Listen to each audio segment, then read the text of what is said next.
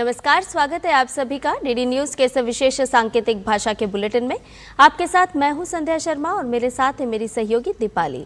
आइए बुलेटिन की शुरुआत कर लेते हैं हेडलाइंस के साथ। 16वां भारत EU शिखर सम्मेलन आज। प्रधानमंत्री नरेंद्र मोदी और यूरोपीय संघ के नेतृत्व की नई दिल्ली में होगी बैठक। भारत EU मुक्त व्यापार समझौते पर बातचीत पूरी। भारत EU व्यापार और निवेश को मिलेगी नई रफ्तार।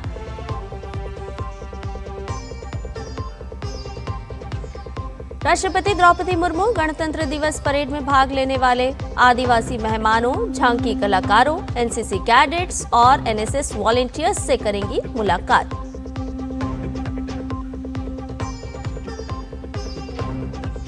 आगामी बजट सत्र से पहले सरकार ने बुलाई सर्वदलीय बैठक। संसदीय कार्य मंत्री किरण रिजिजू संसद में राजनीतिक दलों के फ्लोर लीडर्स के साथ करेंगे बैठक।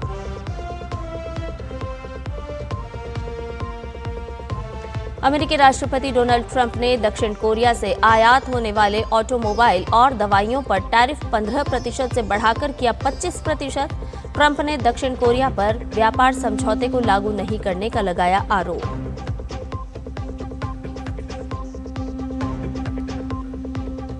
विमेंस प्रीमियर लीग में मुंबई इंडियंस ने रॉयल चैलेंजर्स बेंगलुरु को दी मात। नैट सिमरनप्रीत ने लगाया WPL के इतिहास का पहला शतक।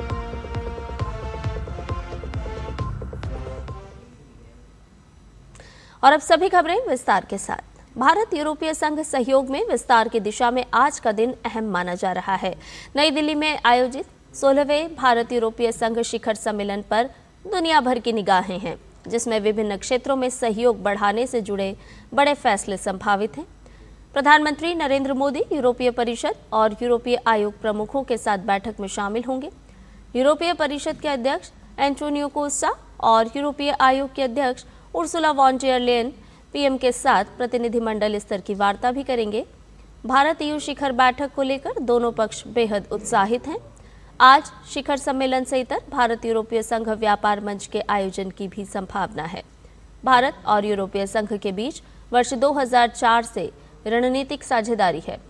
15वां भारत यूरोपीय संघ शिखर सम्मेलन 2020 में वर्चुअल माध्यम से हुआ था। भारत और यूरोपीय संघ के संबंधों में कई क्षेत्रों में लगातार विस्तार और मजबूती देखने को मिल रही है।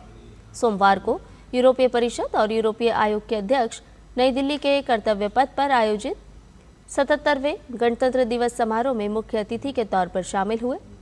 यूरोपीय आयोग प्रमुख ने इसे जीवन भर का गौरव बताया। भारत और यूरोपीय संघ ने प्रस्तावित मुक्त व्यापार समझौते के लिए अपनी बातचीत सफलतापूर्वक पूरी कर ली है। वाणिज्य सचिव राजेश अग्रवाल ने बताया है कि भारतीय नजरिए से ये व्यापार समझौता संतुलित और भविष्योन्मुखी है, जो यूरोपीय संघ के साथ भारत के बेहतर आर्थिक एकीकरण में मदद करेगा।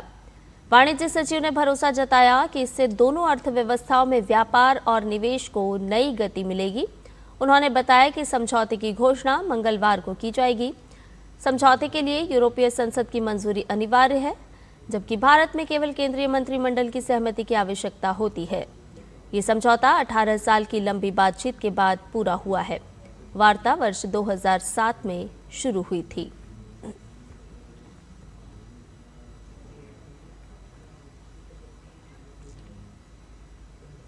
राष्ट्रपति द्रौपदी मुर्मू आज गणतंत्र दिवस परेड में भाग लेने वाले आदिवासी मेहमानों, झांकी कलाकारों, NCC कैडेट्स और NSS वॉलंटियर्स से राष्ट्रपति भवन में मुलाकात करेंगी।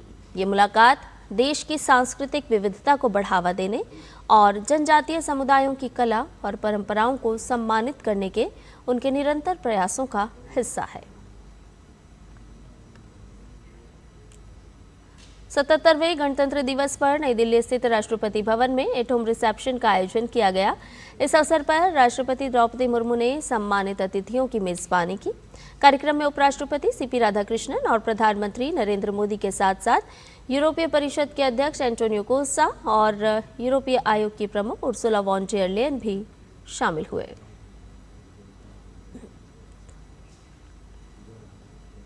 संसद के आगामी बजट सत्र की शुरुआत से पहले आज सरकार ने सर्वदलीय बैठक बुलाई है। संसद का बजट सत्र 28 जनवरी से शुरू होगा और केंद्रीय बजट 1 फरवरी यानी कि रविवार के दिन पेश किया जाएगा। वित्त मंत्री निर्मला सीतारमण आर्थिक सर्वेक्षण और आम बजट पेश करेंगी।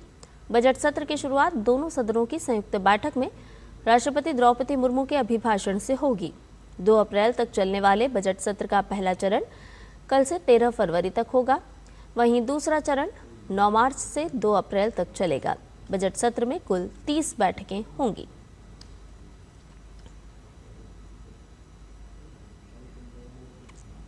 केंद्रीय सूचना एवं प्रसारण राज्य मंत्री डॉक्टर एल मुरुगन ने तमिलनाडु की डीएमके सरकार पर तीखा हमला बोलते हुए कहा कि राज्य सरकार जमीनी हकीकत से मुंह मोड़ रही है। उन्होंने कहा कि मुख्यमंत्री मदुरै जाकर भी देख सकते हैं कि वहां किस तरह के हंगामे हो रहे हैं, लेकिन सरकार हालात सुधारने के बजाय लगातार जनता को ही दोष देने वाले संदेश दे रही है। डॉक्टर एल मुरुगन ने आरोप लगाया कि कभी एक दिन तो कभी रविवार को बंद का ऐलान कर राज्य सरकार भ्रम की स्थिति पैदा कर रही है। उन्होंने ये भी कहा है कि पिछले हफ्ते अदालत ने भाजपा आईटी सेल अध्यक्ष अमित मालवीय को स्पष्ट रूप से क्लीन चिट दे दी है। इसके बावजूद डीएमके सरकार झूठा प्रचार कर रही है। उन्होंने आगे कहा कि तमिलनाडु की जनता समझदार है और अब वो विकास चाहती है। जनता प्रधानमंत्री नरेंद्र मोदी के नेतृत्व में डबल इंजन की एनडीए सरकार चाहती है। डॉक्टर एल मुरुगन ने आगे कहा और दावा किया कि 2026 के विधानसभा चुनाव में राज्य की जनता डीएमके सरकार को सत्ता से बाहर करेगी। अंतर्राष्ट्रीय खबरों में अमेरिकी राष्ट्रपति डोनाल्ड ट्रंप ने दक्षिण कोरिया से आयात होने वाले ऑटो, लकड़ी और दवाइयों पर टैरिफ 15% से बढ़ाकर 25% कर दिया है। ट्रुथ सोशल पर डोनाल्ड ट्रंप ने ऐलान किया कि चूंकि कोरियाई विधायिका ने हमारे ऐतिहासिक व्यापार समझौते को पारित नहीं किया है, इसलिए ऑटोमोबाइल, लकड़ी, फार्मा और अन्य से जुड़ी वस्तुओं पर टैरिफ 15% से बढ़ाकर 25% किया जा रहा है। हालांकि यह अभी स्पष्ट नहीं है कि संशोधित टैरिफ दरें लागू हो चुकी हैं या नहीं। ये निर्णय ऐसे समय में आया है जब दक्षिण कोरिया अमेरिका के आयातित सामानों का प्रमुख स्रोत बना हुआ है।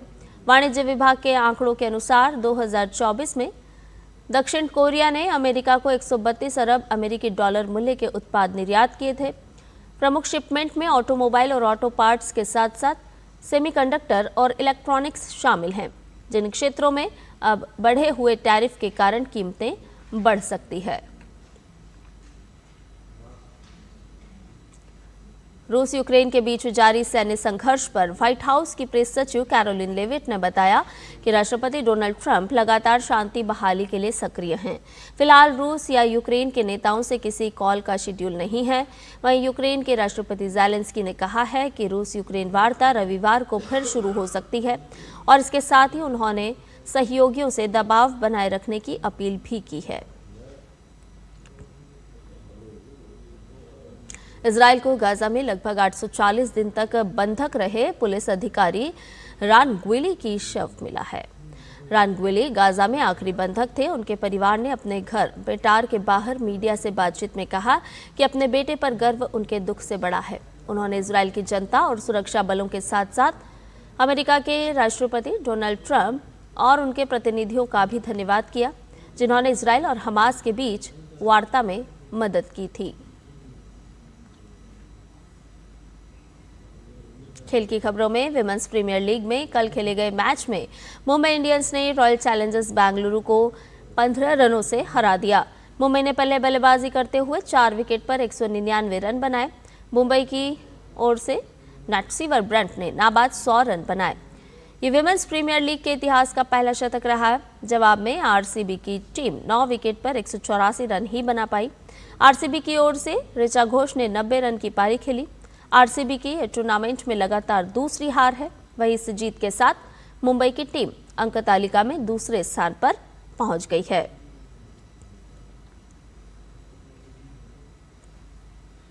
खेलो इंडिया विंटर गेम्स में हरियाणा की टीम ओवरऑल चैंपियन रही है।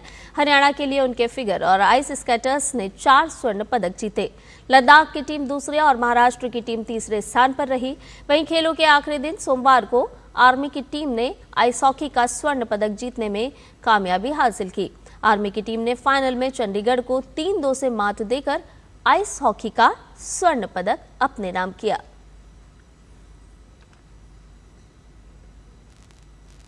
और मुझे और मेरी सहयोगी दीपाली को दीजिए अनुमति। नमस्कार।